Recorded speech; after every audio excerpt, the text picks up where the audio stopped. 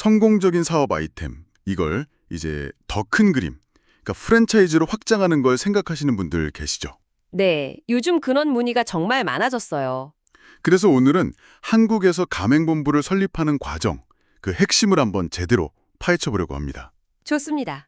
가맹거래사 박우식 전문가님의 발표 자료를 저희가 좀 깊게 들여다봤는데요. 이걸 바탕으로 뭐가 중요하고 또 뭘 놓치기 쉬운지 그런 것들 위주로 짚어볼게요. 네, 그 자료가 실무적인 내용들을 잘 담고 있더라고요. 이게 단순히 그냥 매장 수만 늘리는 거랑은 완전히 다른 이야기잖아요. 아, 그럼요. 차원이 다른 접근이 필요하죠. 리스너 여러분께서도 오늘 저희 분석 들으시면서 내 사업에 프랜차이즈가 정말 맞는 길일까? 이걸 판단하시는데 좀 도움이 되었으면 하는 게 저희 목표입니다. 맞습니다. 프랜차이즈는 단순히 매장을 늘리는 게 아니라 뭐랄까, 완전히 새로운 사업 구조를 만드는 과정이니까요. 가맹본부로서 어떤 시스템을 갖춰야 하나, 또 가맹점주들과는 어떤 관계를 맺어야 이게 지속 가능할까? 이런 고민부터 시작해야 돼요. 그럼 가장 기본적인 개념부터 한번 확실히 하고 갈까요? 프랜차이즈 사업이라는 게 그러니까 가맹본부가 가맹점 사업자에게 상표 쓰게 해주고 경영 노하우나 시스템 지원해주고 그렇죠. 그 대가로 가맹금, 로열티 같은 걸 받는 거고요. 이게 계속 이어지는 관계잖아요. 그리고 중요한 건 이 모든 게 가맹사업법이라는 법 테두리 아래서 이루어진다는 거고요. 네, 법적인 부분을 절대 간과하면 안 됩니다. 특히 박우식 전문가님 자료에서도 엄청 강조하는 게 바로 정보 공개서예요. 정보 공개서요? 많이 들어봤습니다. 네, 이게 뭐냐면 가맹 희망하는 분들한테 사업의 거의 모든 걸 투명하게 공개하는 문서거든요. 이걸 반드시 공정거래위원회에 먼저 등록을 해야 합니다. 등록이 필수군요. 네. 그리고 더 중요한 게 있어요. 가맹 계약을 맺거나 가맹금 같은 돈을 받기 최소 14일 전에는 이 등록된 정보공개서를 반드시 전달해야 한다는 겁니다. 14일 전에요? 그 기간이 중요하네요. 그럼요. 이거 어기면 법적인 문제도 크지만 그 이전에 신뢰의 기반 자체가 그냥 흔들리는 거예요. 단순한 서류 작업이 아니라 어떻게 보면 관계의 시작인 셈이죠. 그렇군요. 법적인 토대를 잘 다졌다면 그 다음 단계는 청사진, 바로 사업계획서 작성으로 넘어가야겠네요. 맞아요.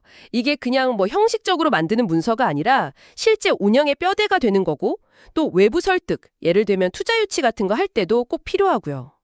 특히 프랜차이즈 본부 사업계획서에는 그 직영점 운용 경험에서 나온 구체적인 시스템 구축 계획, 이게 꼭 담겨야 한다고 강조하시던데요. 네, 바로 그 지점입니다. 핵심이에요.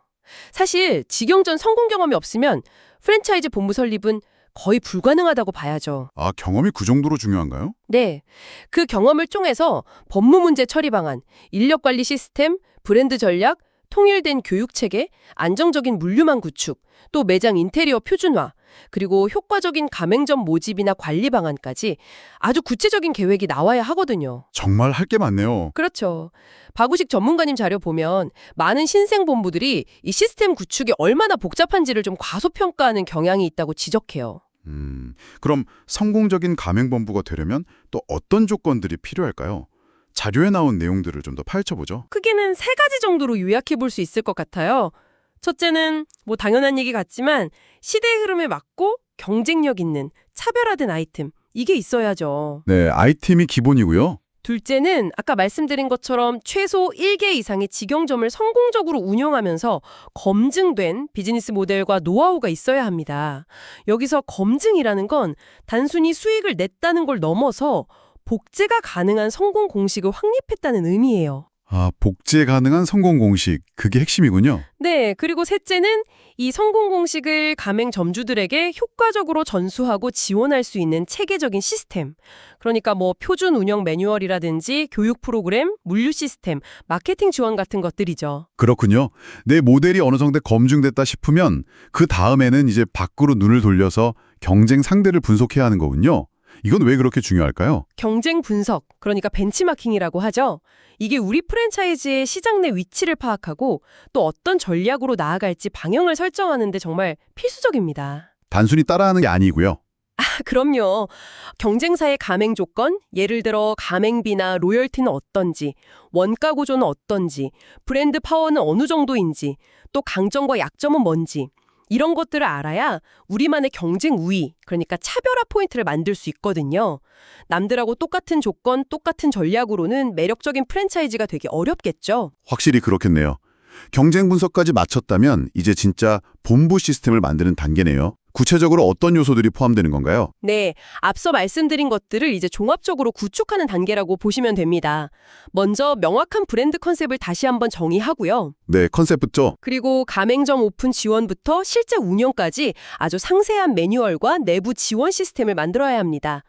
법적으로는 정보공개서와 가맹 계약서를 완벽하게 준비해야 하고요. 법률 서류들. 그렇죠.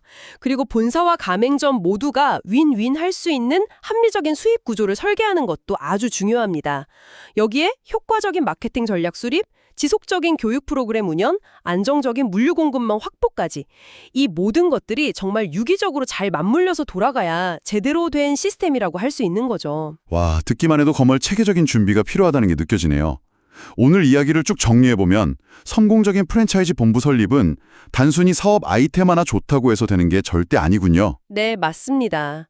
프랜차이즈라는 사업 모델 자체를 깊이 이해하고 또 정보공개서 같은 법적 의무는 철저히 지키고 직영점 운영 경험을 통해 검증된 노하우를 바탕으로 아주 구체적인 사업 계획과 체계적인 지원 시스템을 구축하는 것. 이게 정말 정교한 과정이라는 생각이 듭니다. 네, 정확히 보셨습니다. 오늘 저희가 나눈 내용들이 리스너 여러분께서 본인의 사업이 과연 프랜차이즈 모델에 적합한지, 또 성공적인 본부를 만들려면 어떤 부분을 더 준비하고 고민해야 할지 그 구체적인 그림을 그려보시는데 조금이나마 도움이 되었기를 바랍니다. 자, 마지막으로 리스너 여러분께 질문 하나 던져보면서 마무리할까 합니다. 법적인 요건을 충족하고 또 탄탄한 시스템을 구축하는 것을 넘어서서 여러분의 프랜차이즈가 가맹점주들에게 제공할 수 있는 진짜 차별화된 가치는 무엇일까요? 단순한 갑을 관계가 아니라 함께 성장하는 진정한 파트너십은 어떻게 만들어갈 수 있을지 한번 진지하게 고민해 보시면 좋겠습니다.